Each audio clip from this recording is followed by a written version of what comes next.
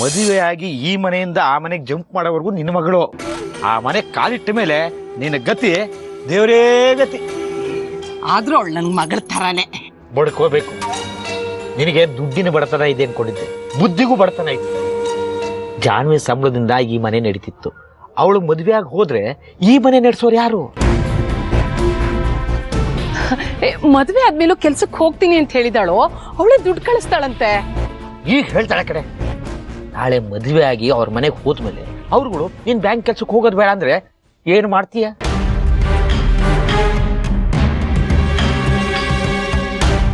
ಅವ್ರದೇ ಕಂಪ್ನಿ ಇದೆ, ಅಲ್ಲೇ ಕೆಲಸ ಮಾಡೋ ಅಂದ್ರೆ ನಿನ್ನ ಮನೆ. ಅದಕ್ಕೆ ತಾನೇ ಮುಂಚೆ ಎಲ್ಲ ಅವಳ ಮದ್ವೆಗಳನ್ನ ತಪ್ಪಿಸ್ತಾ ಇದ್ದಿದ್ದು. ಏನೋ ಈ ಸರ್ತಿ ಸರಿ ಹೋಗ್ಲಿಲ್ಲ ಕಣೋ. ಆ ಮದನ್ನಾದ್ರೂ ಮದ್ವೆ ಮಾಡ್ಕೊಂಡಿದ್ದಿದ್ರೆ ನನ್ ಕೈಯಾದ್ರೂ ಬೆಚ್ಚಗಿರೋದು. ಯಾಕೋ ನನ್ ಹಣೆ ಬರನೇ ಸರಿ ಇಲ್ಲ ಕಣೋ. ಹಣೆ ಬರ ಅಂತ ಕೊರಕ್ತ ಕೂತ್ರ ಆಗಲ್ವೇ? ಬದ್ಲಾಯಿಸ್ಕೊಂಡು ಬರ್ಕೋಬೇಕು. ಏನ್ ದಾರಿ ಇದೆ ಹೇಳೋ?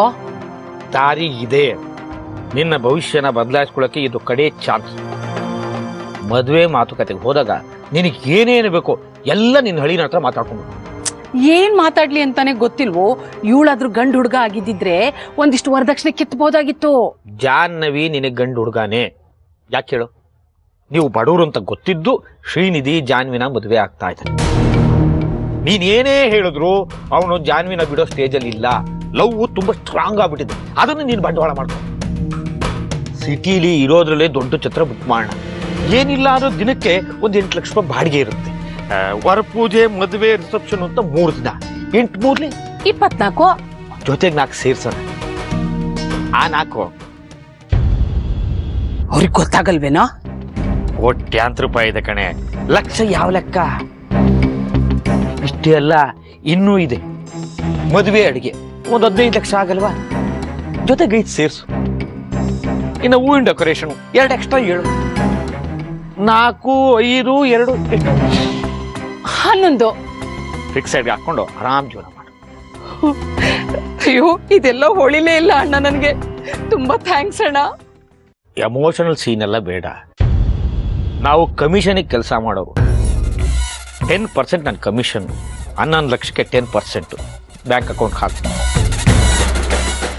ಚೆನ್ನಕೇಶ್ವ, ಹೇಗ್ ಕಾಣಿಸ್ತಾ ಇದ್ದೀನಿ ನಾನು? ಏನೇ ಇದು? ಯಾಕೆ ಹೀಗೆ ರೆಡಿ ಆಗಿದ್ಯಾ? ಮಾತುಕತೆ ನಡೀತಿರೋದು ನಮ್ಮ ಮಗಂದು ನಿಮ್ದೆಲ್ಲ ನೆನ್ಪಿರ್ಲಿ. ನೆನ್ಪಿದೆ. ಬಂದವ್ರ ಮುಂದೆ ನಾವು ಚೆನ್ನಾಗಿರೋದು ಬೇಡ್ವಾ? ಇಲ್ದೇನೆ ಮನೆ ಮಾತ್ರ ದೊಡ್ಡದು, ಮನೆಯವ್ರ ಹತ್ರ ಏನು ಇಲ್ಲ ಅನ್ಕೋತಾರೆ. ಅದಕ್ಕೆ ಏನಕ್ಕೆ ಇಷ್ಟೊಂದು ಘಮ ಘಮ ವಾಸನೆ ಬರ್ತಾ ಇದೆ? ಮನೆ ಒಳ್ಳೆ 5 ಸ್ಟಾರ್ ಹೋಟೆಲ್ ತರ ಅನ್ಸ್ತಿದೆ. ಇದೇ ತಿಂಗಳು 30ನೇ ತಾರೀಕು ಒಳ್ಳೆ ಮುಹೂರ್ತ ಇದೆ ಅಮ್ಮ. ಈ ತಿಂಗಳು 30 ತುಂಬಾ ಬೇಗ ಆಯ್ತಲ್ಲ. 1000ದಲ್ಲಿ ಒಂದಮ್ಮ ಇಂಥ ಮುಹೂರ್ತ ಸಿಗೋದು. ಹುಡುಗ ಹುಡುಗಿ ಜಾತಕದ ಪ್ರಕಾರ ಈ ಮುಹೂರ್ತದಲ್ಲಿ ವಿವಾಹ ಆದ್ರೆ 100 ಕಾಲ ಅನ್ಯೋನ್ಯವಾಗಿ ಬಾಳ್ತಾರಮ್ಮ. ನಮ್ಗೇನ್ ತೊಂದ್ರೆ ಇಲ್ಲ. ಆದ್ರೆ ಹುಡುಗಿ ಮನೆಯವ್ರನ್ನ ಒಂದ್ ಮಾತು ಕೇಳ್ಬೇಕಲ್ಲ. ಅಷ್ಟರಲ್ಲಿ ನೀವು ಇನ್ನೊಂದು ಒಳ್ಳೆ ಮುಹೂರ್ತ ನೋಡ್ಕೊಳ್ಳಿ. ಆಯ್ತಮ್ಮ. ಅದ್ಗೆ ಸ್ವಲ್ಪ ಮುಖಕ್ಕೆ ಪೌಡರ್ ಹಾಕೊಳ್ಳಿ. ಒಲೆ ಮುಂದೆ ನಿಂತ್ಕೊಂಡು ಮುಖ ಎಲ್ಲ ಡಲ್ ಆಗ್ಬಿಟ್ಟಿದೆ. ಯಾಕೆ ಸುಮ್ನಿರೆ? ಚೆನ್ನಾಗೆ ಕಾಣ್ತಿದ್ದೀರಾ ಮಾತಕ್ಕ. ಇವ್ರು ಪೌಡರ್ ಹಾಕೊಂಡ್ರೆ ಎಲ್ರು ಒಂದೇ ತರ ಕಾಣ್ತೀವಿ. ಒಳ್ಳೆ ದಸರಾ ಬೊಂಬೆ ತರ. ಆಯ್ತು ಬಿಡಕಲ್ಲ, ನೀನೇ ಚೆನ್ನಾಗಿ ಕಾಣಿಸು. ನಾನೇನ್ ಪೌಡರ್ ಹಾಕೊಳ್ಳಲ್ಲ. Thank you. ಬೇಬಿ ಹೋಗಿ ತೆಗಿ. ಸುಮ್ನೆ ಬಾರೆ, ಎಲ್ಲದಕ್ಕೂ ಓಡೋಗ್ತಾಳೆ. ನಾನು ಹೋಗಿ ತೆಗಿತೀನಿ. ಚೆನ್ನಾಗಿ ಕಾಣ್ತಿದ್ದೀನ ಮಾಲ್ತಕ್ಕ? ಚೆನ್ನಾಗಿ ಕಾಣ್ತಿದ್ಯಾ? ಹೋಗಿ ಆ ಚನ್ಕೇಶ್ವರ ನೋಡಿ ಖುಷಿ ಪಡ್ತಾನೆ. ಹೋಗೋ ಸುಮ್ನೆ ಹೇಳಲ್ಲ. ಇವಳೊಳ್ಳೆ.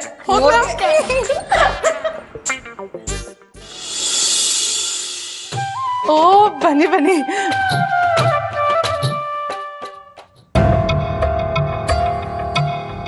ಬನ್ನಿ. ಪಲ್ಗಾಲಿಟ್ಟು ಒಳಗ್ ಬಾ.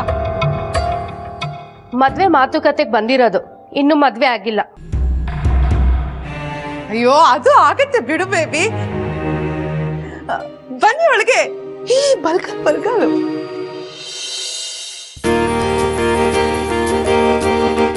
ಬನ್ನಿ ಬನ್ನಿ ಬನ್ನಿ. ಮೆಲ್ಗೆ ಕೂತ್ಕೊಳ್ಳಿ. ನಮಸ್ಕಾರಮ್ಮ. ಹೇಗೋ ಪುರೋಹಿತರು ಇದ್ದಾರೆ, ಎಲ್ರು ಇದೀವಿ. ಮದ್ವೆ ಮಾತುಕತೆ ಬದಲು ಮದ್ವೆನೇ ಮಾಡ್ಬಿಡ್ಬೋದಲ್ವಾ? Brilliant idea. ಒಂದೇ ಖರ್ಚಲ್ಲಿ ಎರಡೆರಡು ಕಾರ್ಯ. ನಿಮ್ ಮುಖಲಕ್ಷಣ ನೋಡಿದ್ರೆ ಸಕ್ಸಸ್ಫುಲ್ ಬಿಸ್ನೆಸ್ ವುಮೆನ್ ಆಗ್ತೀರಿ. ಬಿ ಎ ಎಕನಾಮಿಕ್ಸ್, ನಾವು ಅದೇ ಸೀರೆ ವ್ಯಾಪಾರ ಮಾಡಿ ಒಳ್ಳೆ ಫ್ಯೂಚರ್ ಇದೆ. ಗೊತ್ತಾಯ್ತು, ಕಡಿಮೆ ಮಾಡ್ತೀನಿ ಮಾತು. ಅಳಿಯಂದ್ರಿಲಿ ಇನ್ನು ರೆಡಿ ಆಗ್ತಿದ್ದಾನೆ. ಕಲಾ, ಹೋಗಿ ಶ್ರೀನ ಕರ್ಕೊಂಡ್ ಬಾ. ಅಯ್ಯೋ ಜಾನ್ವಿನಿ ಕರ್ಕೊಂಡು ಹೋಗ್ತೀನಿ. ಇವಳು ನೋಡಿದ್ರೆ ಅವ್ನ್ ಬೇಗ ರೆಡಿ ಆಗ್ತಾನೆ. ಬಾ ಜಾನ್ವಿ.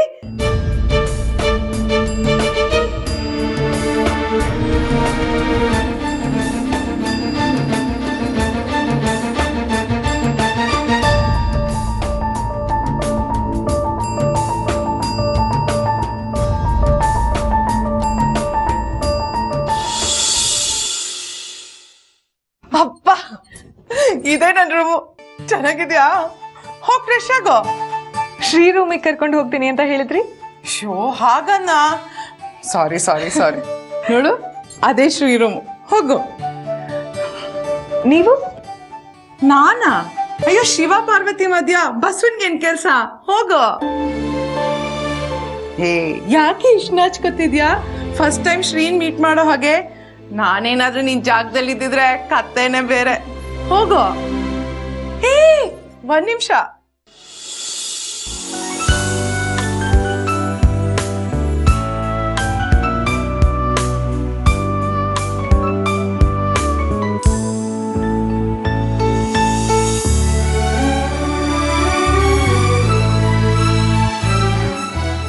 ಹಾ, ಈಗ ಹೋಗು.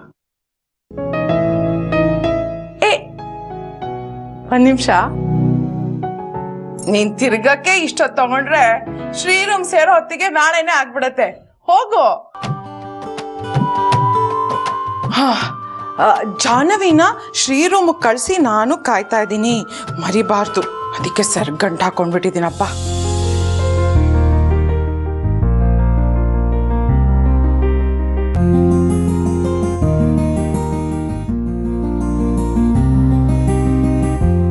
ಕನ್ಸಲ್ಲಿ ಬಂದು ಕಾಡೋದು ಸಾಲದು ಅಂತ ಕನ್ನಡಿಲ್ಲೂ ಬಂದು ಕಾಡ್ತಿದೆಯಲ್ಲ.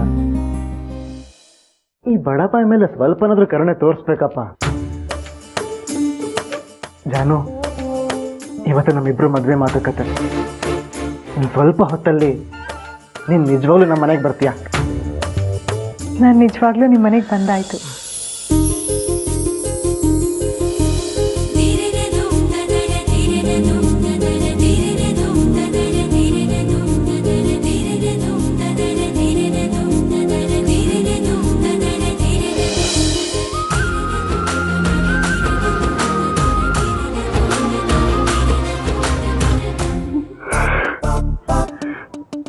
ಜಾನು, ನೀನಾ ಇಲ್ಲಿ ನನ್ನ ರೂಮಲ್ಲಿ?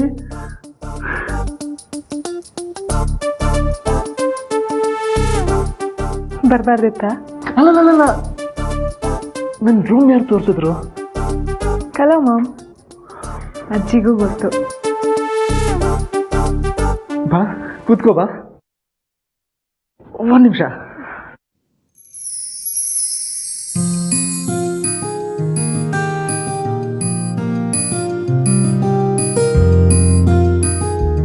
ಬಾ, ಕೂತ್ಕೋ ಬಾ.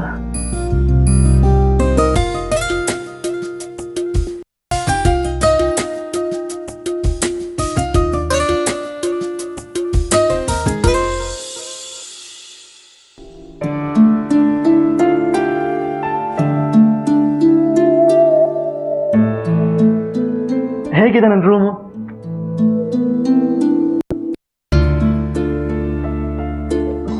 ಸಾರಿ, ನಮ್ಮ ರೂಮು.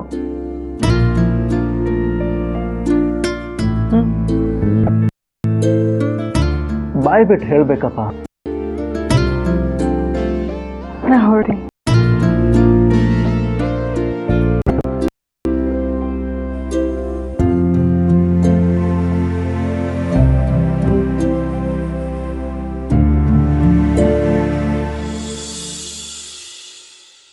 ಹೊರಡಕ್ಕ ಬಂದಿರೋದು? ಇಲ್ಲೇ ಇರಕ್ಕಾಗತ್ತಾ? ಯಾಕಾಗಲ್ಲ? ನಮ್ದಿನ್ನೂ ಮದುವೆ ಆಗಿಲ್ಲ. ಆಗತ್ತೆ ಬಿಡು. ಕೆಳಗೆ ಅಜ್ಜಿ ಎಲ್ಲರೂ ಕಾಯ್ತಿದ್ರು. ಕಾಯಿಲೆ ಬಿಡು. ಶ್ರೀ, ನಾ ಹೊರಡ್ತೀನಿ. ಜಾನು,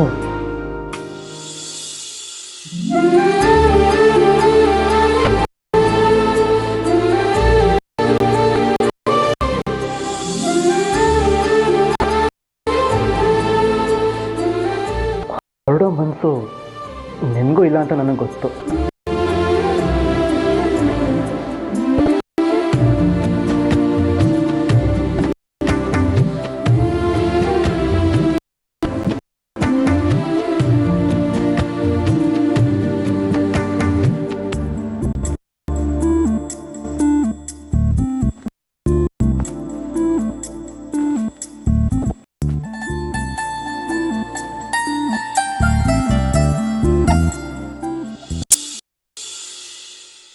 ಎಷ್ಟು ಮುದ್ದಾಗಿ ಕಾಣ್ತಿದೆ ಗೊತ್ತಾ ಜಾನು?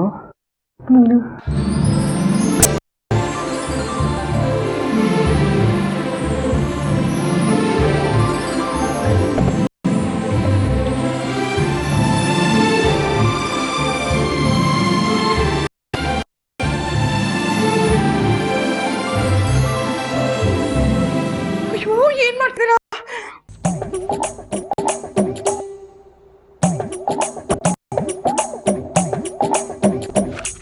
ಮಾಮ್, ಏನಿಲ್ಲ, ಕೈ ಇಳಿಸಿ. ಬಾಮ್ಮ ನೀನು.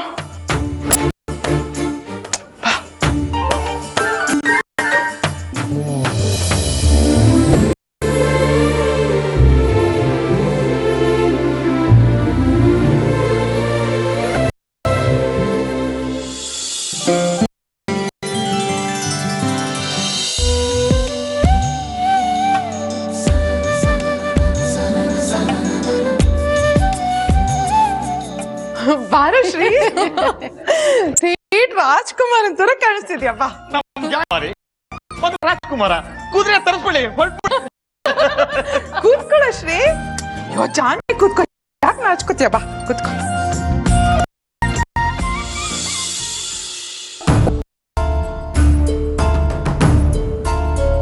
ಅಯ್ಯೋ, ಯಾಕೆ ಎದ್ಬಿಟ್ರಿ? ನಮ್ಮ ಹುಡುಗಿ ನೋಡಿ ಧೈರ್ಯ ಕುತ್ಕೊಳ್ಳಿ, ನಾನಿದ್ದೀನಿ. ಪರವಾಗಿಲ್ಲ. ಅಲ್ಲ, ಮದುವೆ ಮಾಡ್ಕೊಳ್ಳೋ ಹುಡುಗಿ ಪಕ್ಕ ಕೂತ್ರೆ ಅನ್ಪೂರ್ಣಮ್ನವ್ರು ಯಾಕೆ ಬೇಡ?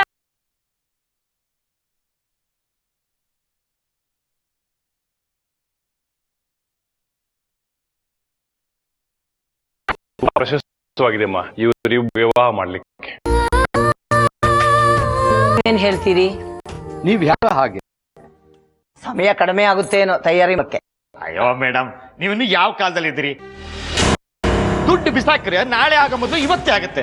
ಕೊಡೋದ್ರಲ್ಲಿ 20 ಕೊಡ್ಬೇಕಷ್ಟೇ. ನಾನ್ ಮಾತಾಡ್ತೀನಿ. ನೀನೇನ್ ಹೇಳ್ತೀಯ? ಅಜ್ಜಿ, 4ನೇ ತಾರೀಕು ಓಕೆ. ನಿನಗೆ? ನಡೆಯುತ್ತೆ. ಹಾ, ಜಾನ್ವರಿ 4ನೇ ತಾರೀಕಿಗೆ. ಊಟ, ವರೋಪಚಾರ, ಕೊಡೋದು ಬಿಡೋದು ಎಲ್ಲ ಹೇಳ್ಬಿಟ್ರೆ ಅನುಕೂಲ ಆಗುತ್ತೆ. ಮಗಳನ್ನ ಕೊಡೋದು, ಅಳಿಯನ್ನ ನಿಮ್ಮ ಮನಸ್ಸಿಗೆ ತಗೊಳ್ಳೋದು ಅಷ್ಟೇ. ನಿಮ್ಮಂತ ಒಳ್ಳೆ ಮನಸ್ಸಿರೋರ್ ಮನೆಗೆ ನನ್ನ ಮಗಳು ಕೊಡ್ತಾ ಇರೋದು ನನ್ ಪುಣ್ಯ. ಪಾಪ ಪುಣ್ಯದ ಮಾತಲ್ಲ ಈಗ ಯಾಕೆ ಭಾವ? ವರೋಪಚಾರ ಬೇಡದೆ ಇದ್ರು ಊಟೋಪಚಾರ ಹಾಕ್ಬೇಕಲ್ಲ. ಅದೆಲ್ಲ ಏನೂ ಬೇಡ. ನಮ್ಗಿರೋದು ಒಬ್ನೇ ಮೊಮ್ಮಗ. ಅವನ ಮದುವೆ ಎಲ್ಲಾ ಖರ್ಚು ವೆಚ್ಚಗಳನ್ನು ನಾವೇ ನೋಡ್ಕೋಬೇಕು ಅನ್ನೋದು ನಮ್ಮ ಆಸೆ. ಒಬ್ಬರನ್ನೊಬ್ಬರು ಗೌರವದಿಂದ ಸತ್ಕರಿಸಿದ್ರೆ ಸಾಕು.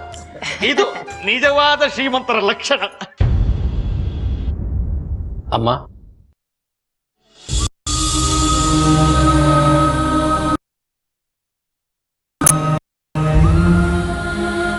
ಅನ್ನಪೂರ್ಣ ಎಂಬ ಹೆಸರಿನ ನಾನು ನನ್ನ ಮೊಮ್ಮಗನಾದ ಚಿರಂಜೀವಿ ಶ್ರೀನಿಧಿಯ ವಿವಾಹ ಮಹೋತ್ಸವವನ್ನು ಶ್ರೀಯುತ ವೆಂಕಟೇಶ್ ಮತ್ತು ಸುನಂದ ದಂಪತಿಗಳಾದ ಅವರ ಮಗಳಾದ ಚಿರಂಜೀವಿ ಕುಮಾರಿ ಸೌಭಾಗ್ಯವತಿ ಜಾಹ್ನವಿ ಇವಳ ಜೊತೆ ನೆರವೇರಿಸಬೇಕೆಂದು ಗುರು ಹಿರಿಯರು ನಿಶ್ಚಯ ಮಾಡಿದ್ದಾರೆ. ಪರ್ಫೆಕ್ಟ್ ಆಗಿ ಓದಿದ್ರಿ. ಎಷ್ಟು ವರ್ಷ ಸರ್ವಿಸು ಆಗಿದೆ ಸುಮಾರು, ಗೊತ್ತಾಗ್ತಿದೆ.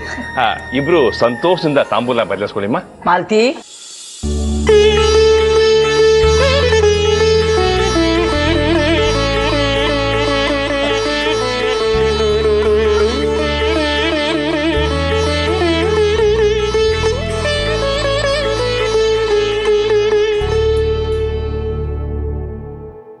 ತಾಂಬೂಲ ಬದಲಾಯಿಸ್ಕೊಂಡಾಯ್ತು.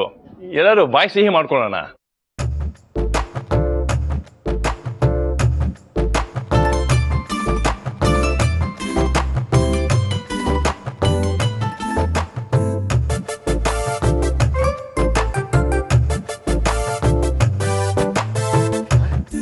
ನಿಮ್ಮಿಂದ ಒಂದು ಸಹಾಯ ಆಗ್ಬೇಕಾಗಿತ್ತು. ಅಯ್ಯೋ ಅದಕ್ಕೇನು, ಅವಶ್ಯವಾಗಿ ಮಾಡ, ಹೇಳಿ. ಜಾಹ್ನವಿ ಜಾತಕನ ನೀವು ಸರಿಯಾಗಿ ನೋಡಿದ್ರಲ್ವಾ? ನೋಡಿದ್ದೀನಲ್ಲ. ಮತ್ತೆ ಅವ್ರಿಗೆ ಅಸಮಾಧಾನ, ಜಾಹ್ನವಿನ ಮನೆ ಸೊಸೆಯಾಗಿ ತಗೊಳ್ಳೋದಕ್ಕೆ. ನಮ್ಮ ಶ್ರೀನಿಧಿಗೆ ಮನಸ್ಸು ನೋಯಿಸಬಾರ್ದು ಅಂತ ಒಪ್ಕೊಂಡಿದ್ದಾರೆ. ಆದರೆ ಆ ಹುಡುಗಿ ನಮ್ಮ ಮನೆ ಸೊಸೆಯಾಗಿ ಬಂದಮೇಲೆ ಈ ಮನೇಲೆಲ್ಲ ಹೇಗೋ ಏನು ಅಂತ ನಾನೇ ಹೇಳಬೇಕು ಅಂತಿದ್ದೆ, ಆತಂಕ ಹುಟ್ಟಿಸ್ದಂಗಾಗತ್ತೆ ಅಂತ ಸುಮ್ಮನಾಗ್ಬಿಟ್ಟೆ. ಅಂದರೆ ನಮ್ಮೆಲ್ಲರ ಹಾಗೆ ನಮ್ಮ ಶ್ರೀಮದುವೇನು ನಿಲ್ಲಲ್ಲ ಅಂತೀರಾ? ಆತಂಕ ಬೇಡಮ್ಮ. ಸೇರೊತ್ತು ಮನೆಯೊಳಗೆ ಬಂದ ಕ್ಷಣದಿಂದ ಮನೆಯ ವಾತಾವರಣ ಬದಲಾಗೋದಂತೂ ಖಂಡಿತ. ಆದರೆ ಅದೇ ಮುಂದುವರ್ಕೊಂಡು ಹೋಗಲ್ಲ. ಆದರೆ ಎಲ್ಲ ಹೋಗ್ತಾ ಹೋಗ್ತಾ ಸರಿ ಹೋಗುತ್ತೆ ಬಿಡಿ. ಸೊಸೆಯಾಗಿ ಬರೋದ್ರ ಬಗ್ಗೆ ಇನ್ನೊಂದ್ಸಾರಿ ಯೋಚನೆ ಮಾಡಿದ್ರೆ ಉತ್ತಮ ಅಂತ ಅನಿಸ್ತಿದೆ. ತುಡುಕಿ ನಿರ್ಧಾರ ಮಾಡಬೇಡಿ ತಾಯಿ. ಪ್ರತಿ ಹೆಣ್ಮಗಳು ಮನೆ ತೊರೆದು ಗಂಡನ ಮನೆಗೆ ಬಂದ ಮೇಲೆ ಅಲ್ಲಿನ ರೀತಿ ರಿವಾಜುಗಳಿಗೆ, ನೀತಿ ನಿಯಮಗಳಿಗೆ ಹೊಂದ್ಕೊಳ್ಳೋಕ್ಕೆ ಸ್ವಲ್ಪ ಕಾಲಾವಕಾಶ ಬೇಕಲ್ವಾ? ದೇವ್ರ ಮೇಲೆ ಭಾರ ಹಾಕಿ ಎಲ್ಲ ಒಳ್ಳೇದಾಗತ್ತೆ. ನಾನು ಬರ್ತೀನಮ್ಮ.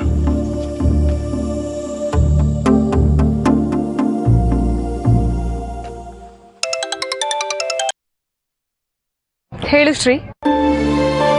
ಎಲ್ಲ ನೀನೇ ಹೇಳಬೇಕು. ನಾನೇನ್ ಹೇಳಿ? ಏನಾದರೂ ಸರಿ, ನಿನ್ನ ಧ್ವನಿ ಕೇಳೋದು ಮುಖ್ಯ. ಏನು ಇವತ್ತು ಹೊಸ ತರ ಮಾತಾಡ್ತಿದೀಯಾ? ಪರಿಚಯ ಆದಾಗ್ಲಿಂದ ಇದೇ ಥರ ಮಾತಾಡ್ತಿದ್ದೀನಪ್ಪ. ಆದರೆ ನನ್ನ ಜಾನ್ವಿ ಮೇಡಮ್ ಅವ್ರಿಗೆ ನನ್ನ ಫೀಲಿಂಗ್ಸ್ ಇವಾಗ ಅರ್ಥ ಆಯಿತು ಅನ್ಸುತ್ತೆ.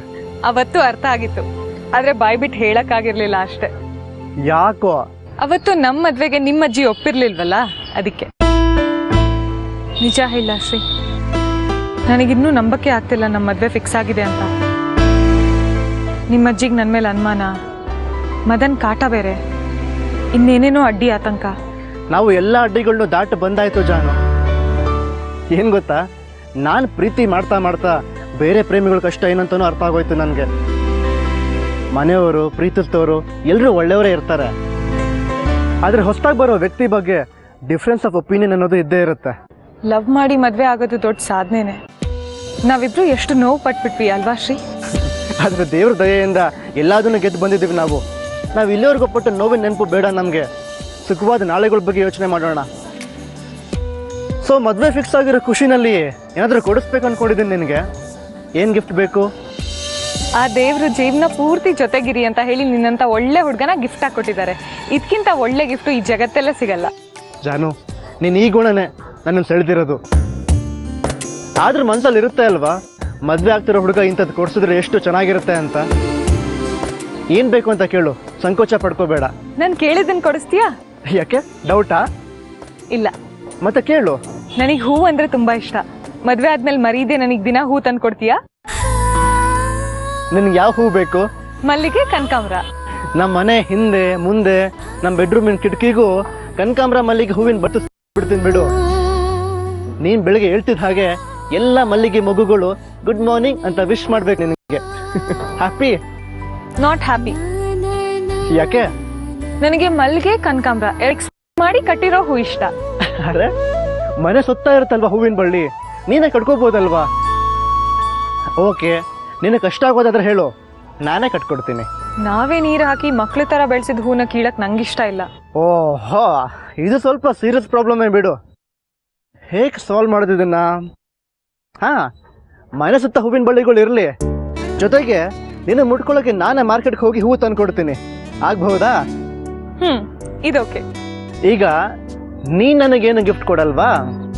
ನಿನಗೆ ಗಿಫ್ಟ್ ಕೊಡೋ ಶಕ್ತಿ ಆ ದೇವ್ರು ನನಗೆ ಕೊಟ್ಟಿಲ್ಲ ಶ್ರೀ. ಕೊಟ್ಟಿದ್ದಾನೆ ಜಾನು. ಏನು? ಬೆಟ್ಟದಷ್ಟು ಪ್ರೀತಿ. ಕೊಡ್ತೀಯಾ? ಕೊಡ್ತೀನಿ. ನಿನಗಷ್ಟೇ ಅಲ್ಲ, ನಿನ್ನ 6 ಜನ ಅಮ್ಮಂದ್ರಿಗೂ ಕೊಡ್ತೀನಿ. Wow, thank you so much. Bye.